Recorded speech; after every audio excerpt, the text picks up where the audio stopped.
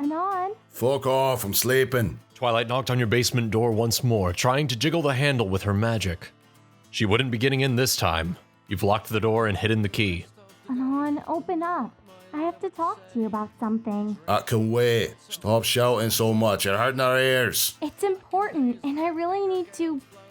Our ears? I wasn't expecting her to be up this early on a weekend. Neither was I, love. You roll out of bed, slipping your boxers back on as you do, and walk towards the door. I heard a voice in there.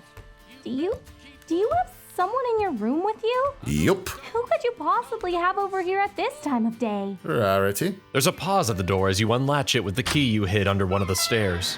When you open up, Twilight is staring deadpan and wide-eyed at you. There's no way that Rarity is down there. You step to the side and allow Twilight to pass, trotting down the stairs and into your basement. She freezes at the bottom of the stairs when she sees what's lying in your bed. Rarity? Good morning, Twilight. How are you today? I'm good. What are you doing here? She stayed the night. Oh, Rarity, you didn't. Rarity gives a polite laugh, pawing at her usually neat and tidy mane as she tried to straighten some of it out. Afraid so. He's quite the charmer, Twilight.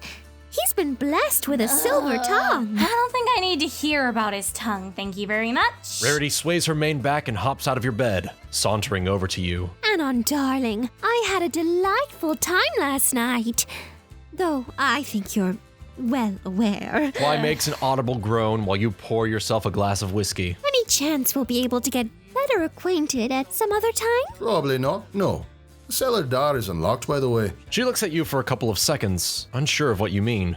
You nod towards the cellar door. Off you go. Oh, well, all right then. Maybe some other time? Yeah, no. You show her to the door and let her out of the library. Call me? Not happening. Closing the door, you finally take a sip of your drink. Twilight clears her throat behind you, grabbing your attention. What? You and Rarity? That happened? According to her, aye. What do you mean, according to her? Besides, she's not my type. But, Rarity, how? Believe me, lass. If I could remember how I bagged a mare of that beauty in a bar like that, I'd have written a book about it. You down more of your whiskey, walking back to your bed and sitting on it while rubbing your eyes. Twilight sighs and shakes her head in frustration. You're a pig, you know that? Thanks for the daily dose. I mean, how can you go around doing here we that? go. What? I always do this. You always ask me, oh, Anon, how can you be such a cunt all the time? Stop being such a cunt. It's starting to get old, to tell you the truth. You are unbelievable! I like to think of my unbelievability as one of my better qualities. Finishing off your glass, you reach over to your dresser, nabbing your lighter that sits atop it. You... Never mind. I need to talk to you. It's important. Lighting a cigarette, you listen in on whatever the hell it is that's so important. Twilight looks directly at you. Princess Celestia wants to meet you. Taking a drag, you nod, still half asleep. Did you hear me? Aye. What did I say then? Your princess wants to meet me. And what? You're okay with that? Fucks, no, I'm not okay with that. I simply don't care enough to dignify it with a proper response. Twilight's mouth hangs agape, shocked at your words. Princess Celestia actually wants to meet you, and you're telling me you don't care? Precisely. Couldn't give a damn if I even tried. You are insufferable! Do you know that? More or less, yeah. Twilight fumes a bit, pacing back and forth as she does so. Anon, please! I've been testing and running experiments on you for months now! I've been sending all of these results to the princess for the sake of research, No, and... you've been sending them to her because you're a teacher's pet who cares more about sucking up to her betters and bettering yourself. What?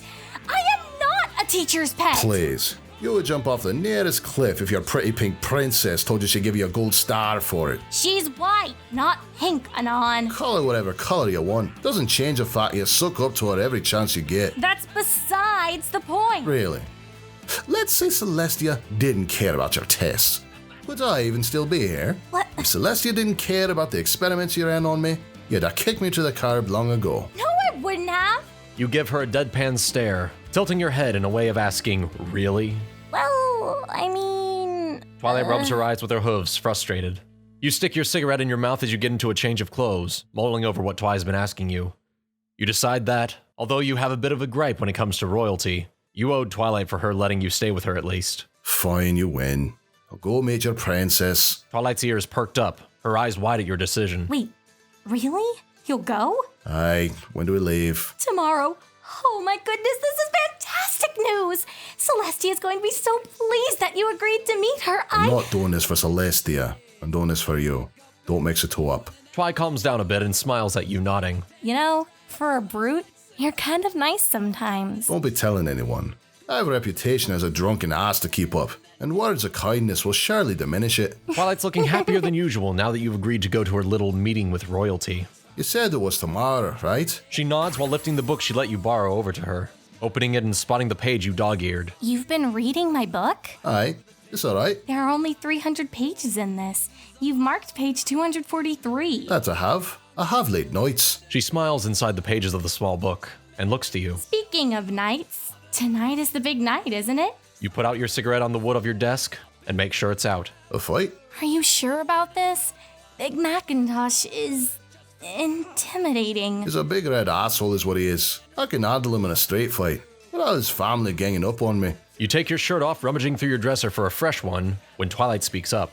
I've never seen that before. You turn your head and see that Twy is looking at your back. Is that a tattoo? Yeah, got it when I was young. Back when you were in that gang? Aye, You slip a simple gray shirt onto your back, finally set and ready for the day. What is it? it's a rune.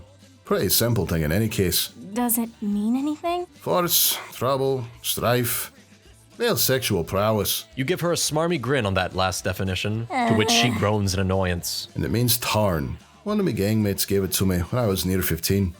She used to call me Little Thorn. Mostly because I was a right pain in the ass.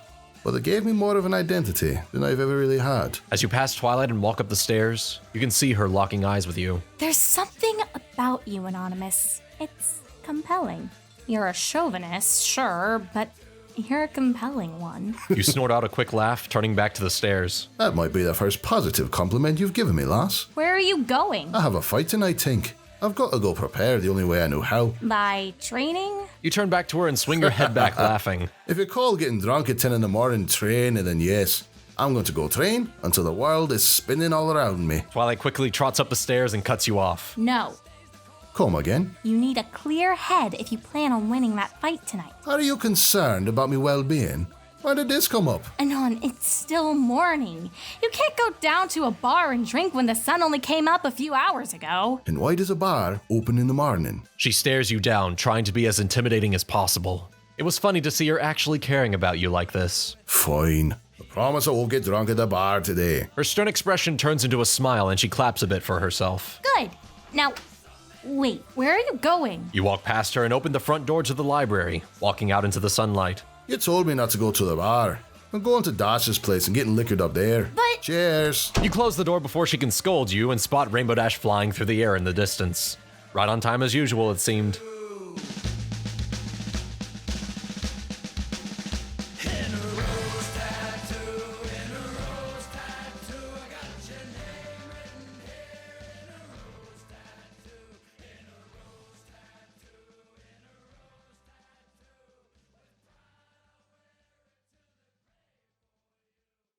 Dash spots you and you give a wave, reaching for your chest pocket for another cigarette.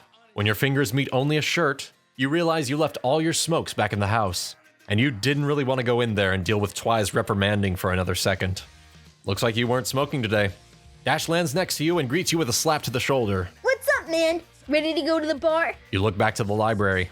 Actually, Dash, I think I might need to pass you up on that. So I made me promise not to get drunk there today. But your fight's tonight! How are you going to fight without even drinking a little bit? All it means is I won't be stumbling as much as I normally would. Come on, we can just go find somewhere else to get boozed up. The two of you walk down the streets of Ponyville for a time, walking into various shops and the like while you try to find a suitable spot to sit down and enjoy a drink. Your lack of cigarettes was beginning to get to you, but you pushed past it as best you could.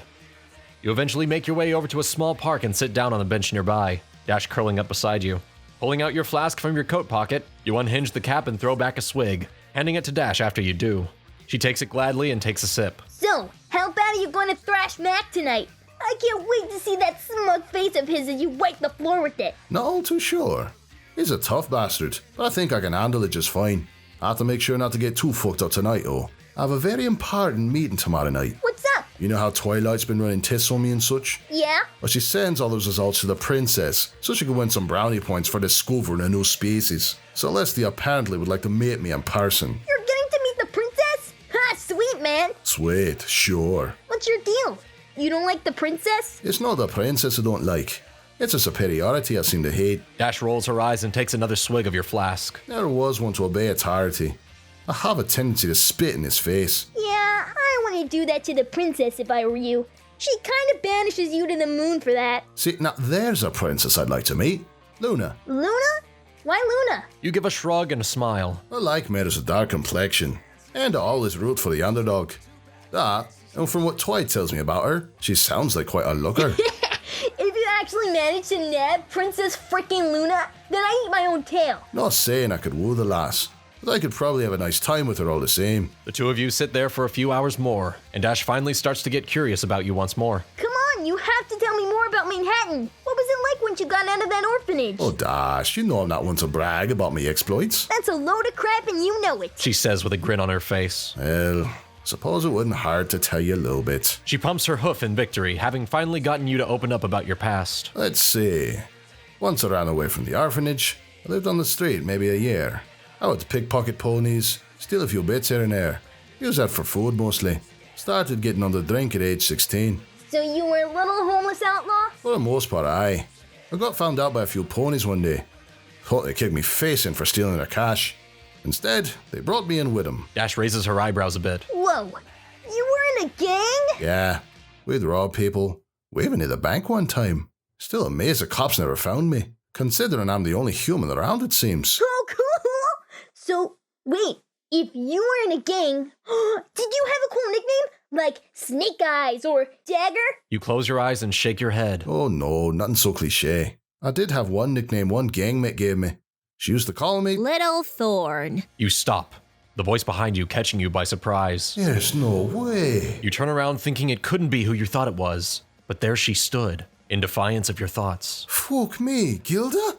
What are you doing here? She grins wide, walking up to the two of you and ruffling your hair as she does so. A little birdie told me there was going to be a mighty big fight going down here in Ponyville. Said it was a Clydesdale versus a monkey. I couldn't believe a word of it, so I came down to find out for myself. And here you are, chatting up an old friend of mine. Christ, it's good to see you, G. You've grown up? She eyes you up and down. So have you, Anon. So have you. Okay, time out. You two know each other? Gilda smiles faintly at Dash, faking enthusiasm. Good to see you too, Dash. How have you been? Rainbow glares at Gilda. Good. What about you? Still being a jerk to your friends? I knew coming to this town would be a good idea. So friendly and all. You two friends? Gilda looks over to you. We had a falling out. You bet we had a falling out. She was a jerk to Pinky and Fluttershy and everyone in town. Wouldn't you say that's what I do, though? Yeah, but you're different. Uh-huh. Gilda perches herself on the bench next to you, ruffling the feathers in her wings. So, Thorn, what are you doing in this town? Besides getting into a fighting circuit, I mean. Oh, you know, lying low, making friends, bedding mares, the usual. God, you haven't changed a bit. Well, you've gotten taller, but other than that, you haven't changed a bit. And I don't rob people anymore. That's one thing I've changed. Shame. The gang could use a guy like you. You give an incredulous look her way. The gang? I thought we split up. You know, after that one bank job. We did. You called it quits after that job, and I don't blame you. But things have changed. They could use you. You shake your head, smiling. No, Gilda, I can't. I'm not the same guy I once was. I've gotten used to life here, and it isn't a bad one either. Sorry. She raises her claws, shrugging. No need to apologize. I turned them down myself. Trying to help out with the clan back in the West. Don't need my history following me around like a bad habit. She leaps down and flicks your chin with her tail. Well, I guess I'll see you tonight at your brawl. Stay safe, little Thorn. You stand holding your arms out and give a smile. She rolls her eyes but smiles nonetheless and stands on her hind legs, giving you a hug. You too, G. Give 'em hell, Anon. See you later. She unfurls her wings and flies off towards the center of town, leaving you and Dash in the park. Dash trots up to you, a quizzical look on her face. So, Gilda, how much history do you have with her? Not an intimate, I assure you. She's a good friend. You find yourself smiling longer than you usually do as you watch the griffin fly off, and turn to Dash. You know what? Let's go to the bar. I'll survive on pub snacks until tonight. Sweet! Wait, I can drink though, right? Right. Sweet! The two of you walk off, rainbow flying next to you, as you walk back into town and towards the bar. A fight, a meeting with the princess, and an old friend showing up into town. This week was going to be an interesting one, to say the least.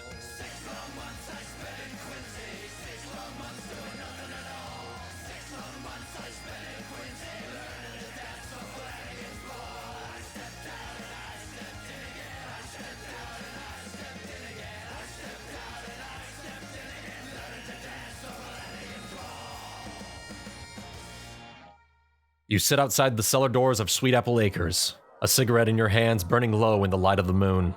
Applejack sat next to you as the two of you waited for Time Turner to arrive.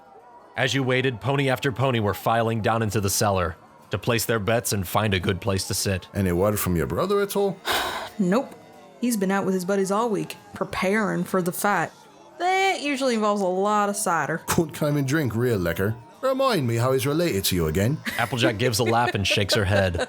You look down the lane and spot Twilight trotting up to you, and you give a quick wave. Anon, there you are. I've been looking for... You've been drinking. Absolutely I have. But... never mind. How are you feeling? Are you focused? You're focused, right? I'll be fine, Tink. I just don't want to go see the princess tomorrow evening with you having a face composed of bruises and cuts. Just go and find a seat in the cellar. Fight will be on soon. She looks from you to Applejack, nods, and heads to the basement, trying her best to get past the large group of ponies. Applejack gives your shoulder a shove and winks at you. What? She likes you. Shut up, she does not. She thinks I'm the biggest pain in the ass. Granted I am, but at least I'm content in that knowledge. She shakes her head, smiling. That may be, Sugar Cube, but that unicorn has a serious soft spot for you. Uh-huh, sure. Finishing off your cigarette, you get up and stretch your legs. Where's Time Turner? He should have been here by now. Don't rightly know myself. Don't worry, he'll be here soon. Well, there you go, Anon. There he is. You turn to where Applejack motions and see Time Turner galloping down the lane to you. Turner, there you are. I thought you might have gotten cold hooves. He smiles sheepishly at you. Right, listen, something's come up with a fight. Applejack hops off her hay bale and walks up to him, and you join her, confusion on both your faces. What's wrong? There's been a slight, change. What kind of change? The kind of change that may have us,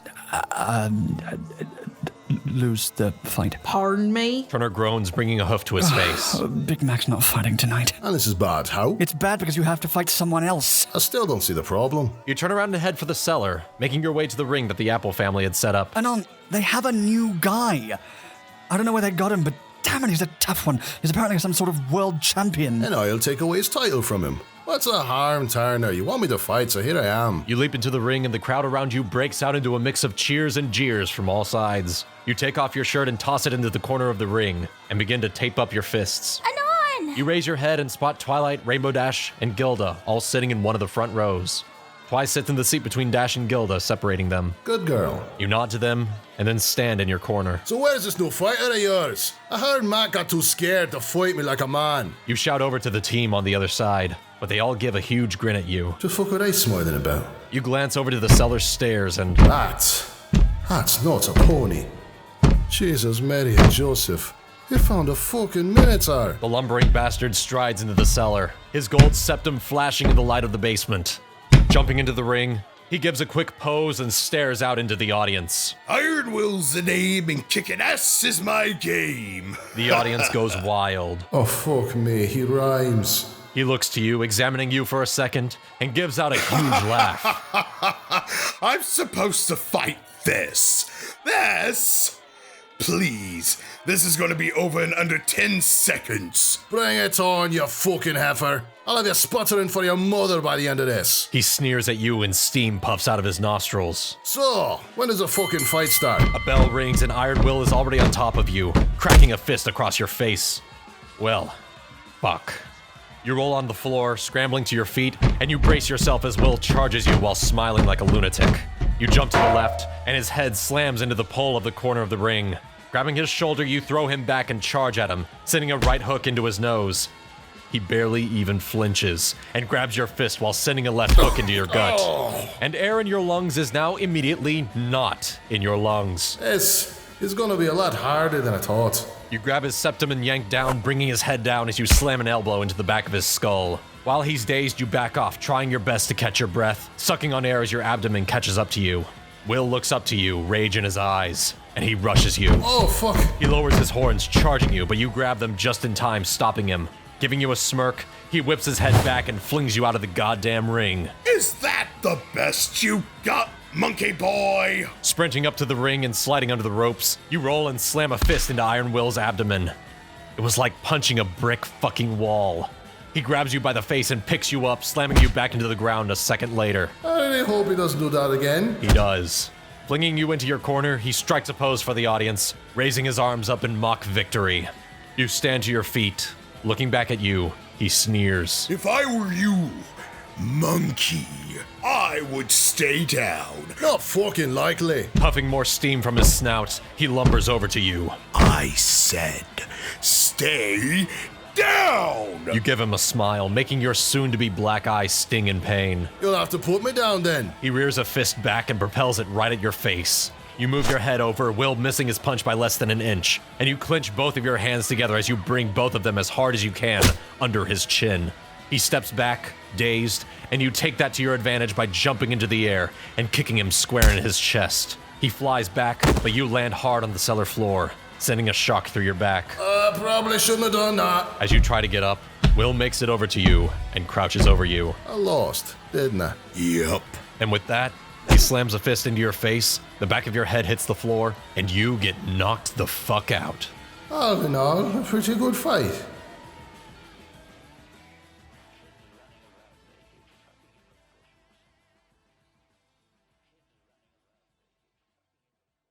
When you finally come back to consciousness, you realize you're not in the cellar anymore. Instead, you're back at the library with a pack of ice planted on your forehead. Good thing, too. Your ears were still ringing. Seems like your friends must have dragged you back here and put you in Twi's bed. Nice. You pull yourself up, your whole body aching. You haven't been this bruised since your time at the orphanage. Twilight makes her way up the stairs to where you are, a worried look on her face. How are you feeling? Like I fell down 50 flights of stairs. They got me ass kicked by a fucking minotaur. So yeah, pretty well. You give a smile as best you can to her, and she shakes her head, smiling. You were good out there. I mean, before you lost, I mean. Thanks. What was your favourite part? When he knocked me lights out? She giggles but shakes her head no. You stood up to him. I liked that part. You knew he had to be better than you, but you stood up to him till the very end. She adjusts the ice pack on your head and gives you a smile. How pissed was Time Turner that I lost? Pissed? He was happy. Pardon? Apparently, when he learned you were going to fight Iron Will, he changed all his bets to be against you rather than on you.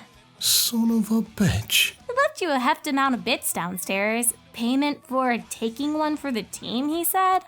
Lovable son of a bitch. You return your head to the pillow beneath you, breathing deep and relaxed. Thanks for taking me in, Tink. She hops up onto the bed with you, levitating the book you've been reading up to her. I thought that, well, with you being all hurt and stuff, that maybe I could read to you. Sure. Why the fuck not? You give her hair a ruffle, and she smiles as she flips through the pages of your book. Chapter 13, wherein our hero returns from battle.